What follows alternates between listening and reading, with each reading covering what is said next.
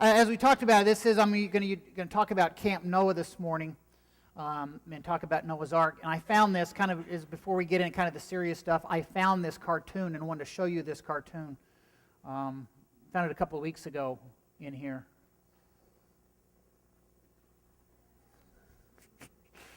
Don't forget the duct tape, right? We've got a mission fair going on in the concourse, and I hope you took time as you're coming in. Please take some time as you're going out to look through there.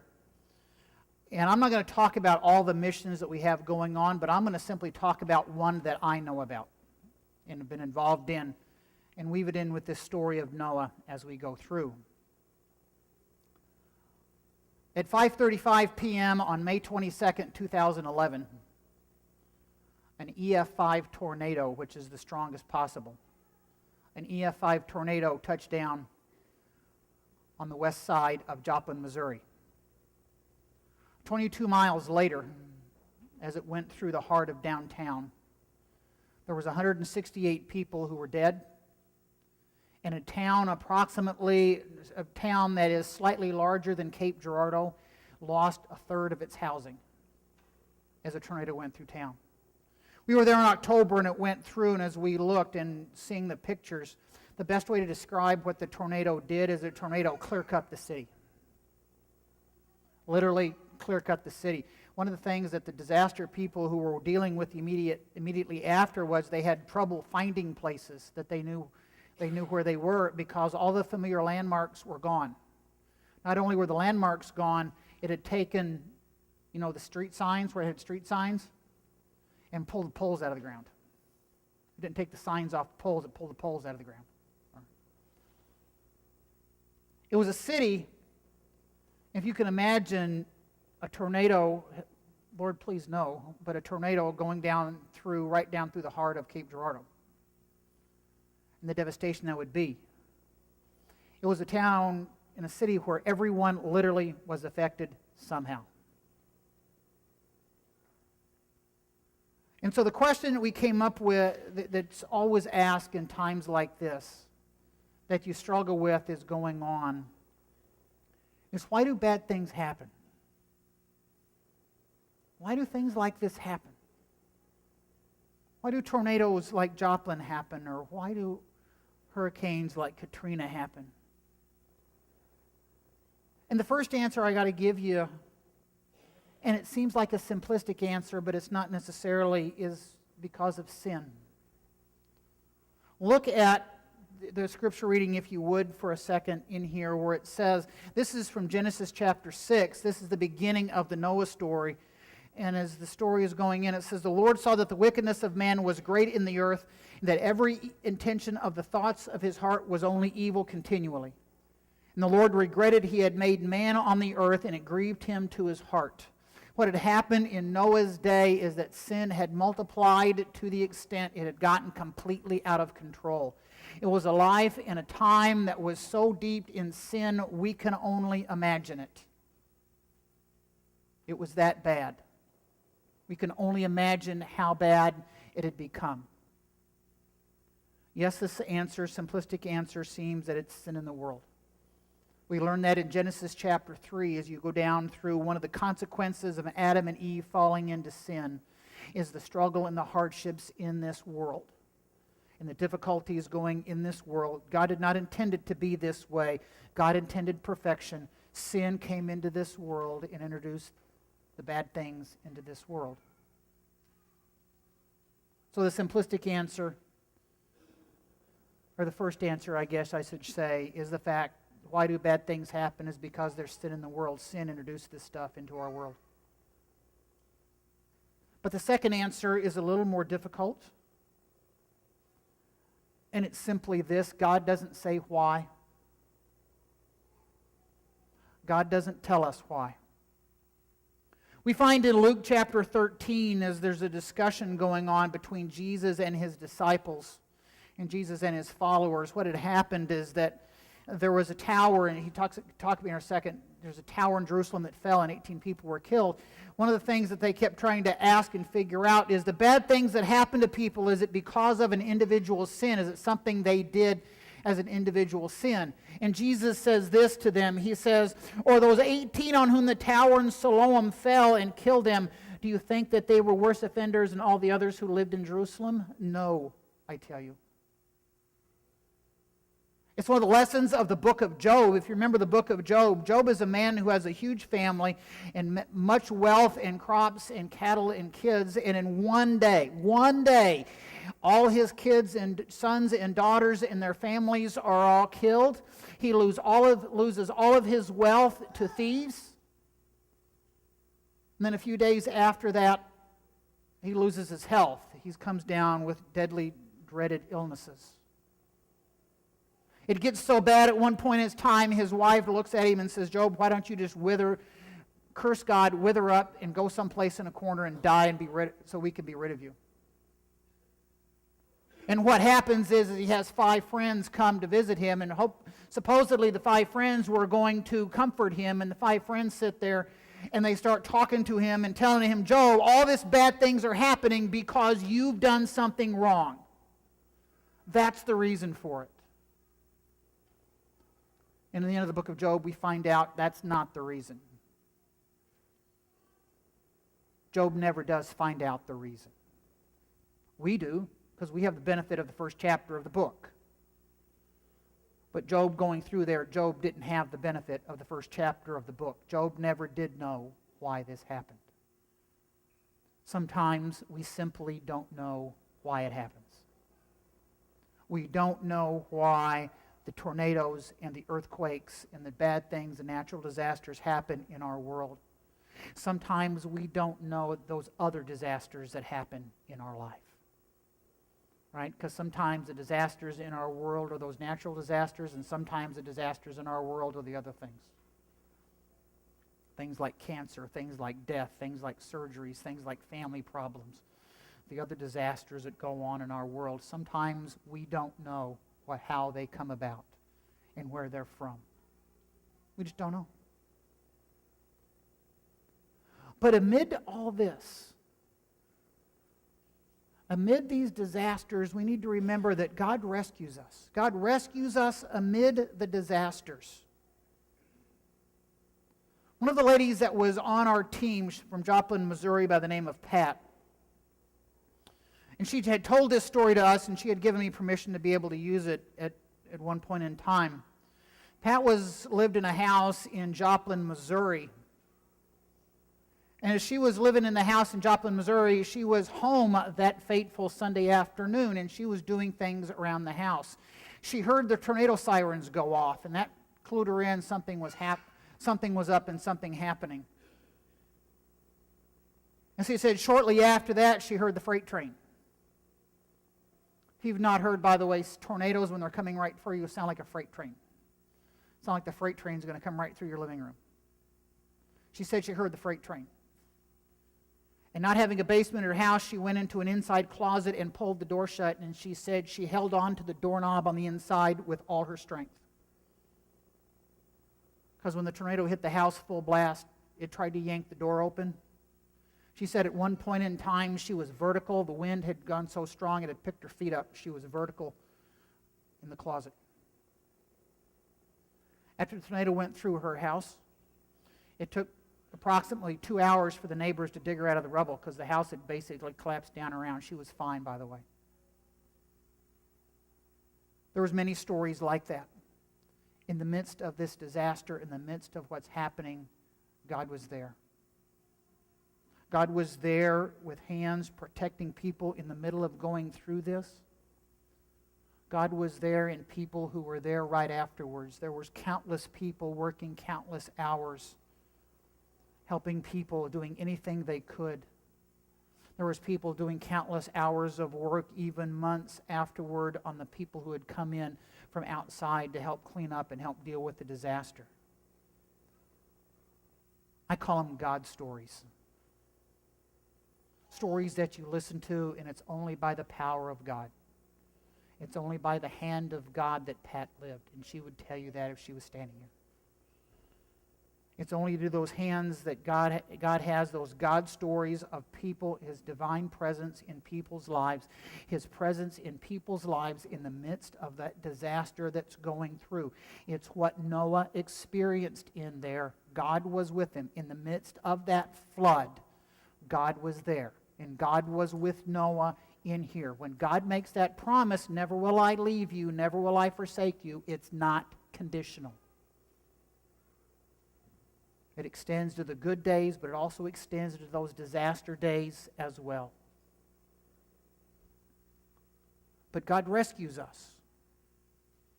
And God rescues us, the thing I want you to know underneath this is God rescues us because of grace. Because of grace. Go up there, if you would, a second, look back up at Genesis chapter 6 and that first Bible passage. Remember, you got to look up there just a second. That first Bible passage I talked to you about is because of sin in the world, that sin happened in here, that God brought this flood upon Noah. I want you to look at this passage in verse 8. Notice it's just just a verse or so down from this passage in here. It says, "But Noah found grace in the eyes of the Lord." Noah found grace in the eyes of the Lord. So God saved Noah. Through God's working and God telling Noah to build the ark and His hand of presence in here, God saves Noah and his family in that ark. It's not about what Noah's done. It's not about how good Noah is. It's not about what he's done or what he's not done. God saves Noah because of His grace.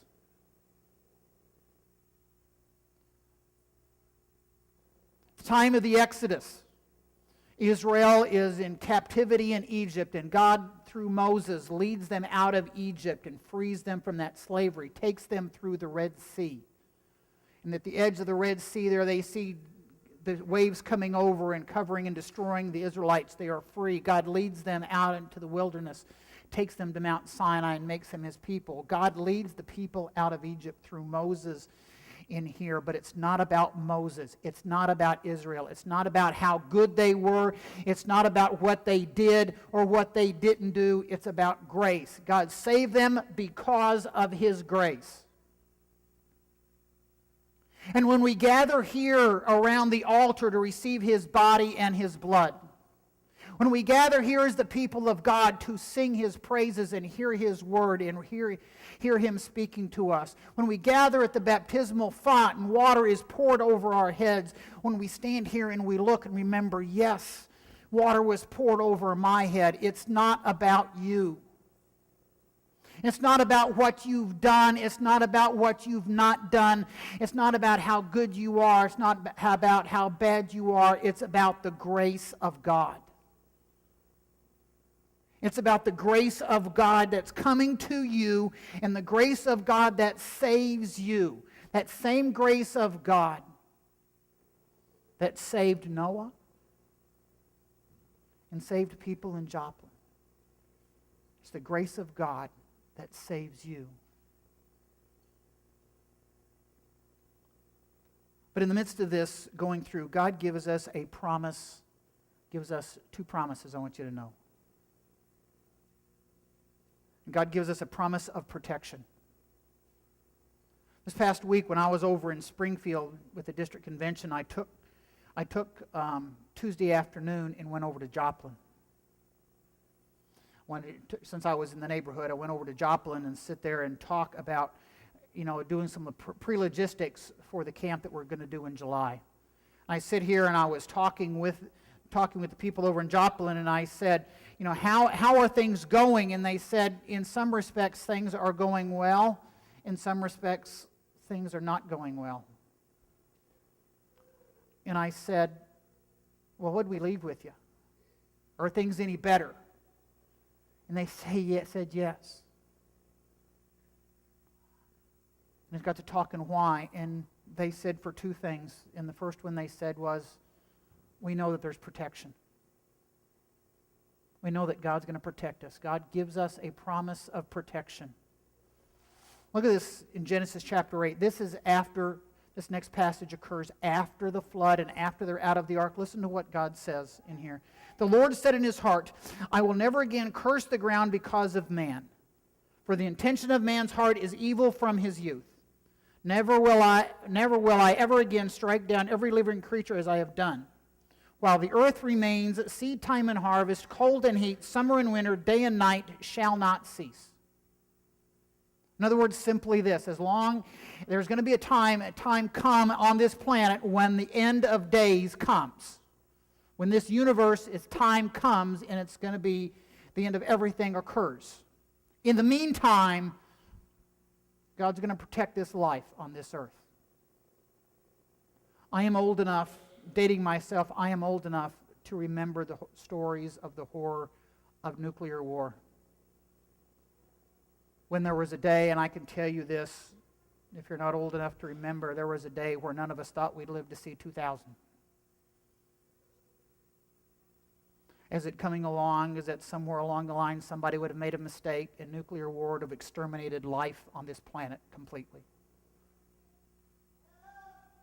One of the stories, I don't hear those stories anymore, but you hear stories every now and then, is because of our ecological disaster that's happening in the world. This life is going to exterminate on this planet. And I got to tell you folks, I don't know enough about either one to be able to comment on them from here, or even comment on them out there for that matter.